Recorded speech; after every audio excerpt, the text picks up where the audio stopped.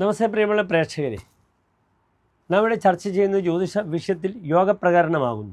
കല്യാണവർമാവിൻ്റെ സാരാവലി എന്ന ഗ്രന്ഥത്തിൽ ദ്വിഗ്രഹ, തിഗ്രഹ, ചതുർഗ്രഹ, പഞ്ചഗ്രഹ യോഗങ്ങളൊക്കെ തന്നെ നാം ചർച്ച ചെയ്തു. ഇപ്പോൾ നാം ചർച്ച ചെയ്യുന്നത് 19ാമത്തെ അധ്യായത്തിലെ ഷഡ്ഗ്രഹ യോഗ നിരൂപണമാകുന്നു. ഷഡ്ഗ്രഹ യോഗ നിരൂപണത്തിലെ 7ാമത്തെ ശ്ലോകമാണ് നാം ചർച്ച ചെയ്യുന്നത്. പ്രിയപ്പെട്ട പ്രേക്ഷകർ, ശ്ലോകം ശ്രദ്ധിക്കുക.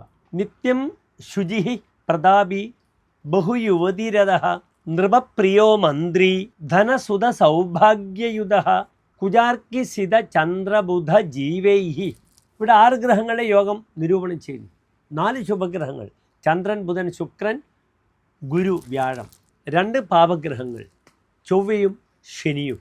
അതിനാൽ 2 പാപഗ്രഹങ്ങളുടെയും 4 ശുഭഗ്രഹങ്ങളുടെയും യോഗത്തോടുകൂടിയ വ്യക്തി ആരാകുന്നെന്ന് കല്യാണവർമാവ് സമർത്ഥിക്കുന്നു ഈ ശ്ലോകത്തിലൂടെ. നിത്യം ശുചി, നല്ല ശുചിത്വബോധമുള്ള വ്യക്തിയായിരിക്കും. ശരീരം എപ്പോഴും വെൽ മെയിൻറ്റെയിൻ ബോഡി എന്ന് നാം പറയാം. നല്ല വൃത്തിയോടുകൂടി നടക്കും, നല്ല ശുചിത്വമുണ്ടാകും. ബോഡി ശ്രദ്ധിക്കുന്ന വ്യക്തിയാണ്. തൻ്റെ ശരീരത്തിനെ വളരെയധികം കെയർ ചെയ്യുന്ന വ്യക്തിയാണ് എന്നർത്ഥം. അങ്ങനെ ധാരാളം പേര് നമുക്കിന്ന് കാണാം.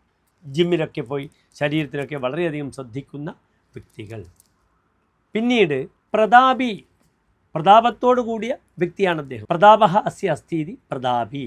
ബഹുയുവതിരഥ, അനേകം യുവതികളിൽ താല്പര്യമുള്ള ആളാണ്. അദ്ദേഹം നല്ലൊരു കാമദേവനാണ്, ശ്രീകൃഷ്ണനാണ്. സ്ത്രീകളിൽ അങ്ങേയറ്റം അഭിരുചിയുള്ള വ്യക്തിയാണെന്നർത്ഥം. പിന്നീട് നൃപപ്രിയോ മന്ത്രി, ഇദ്ദേഹം രാജാവിന് പ്രിയപ്പെട്ട ആളാണ്. രാജവല്ലഭനാണ് ഇദ്ദേഹം.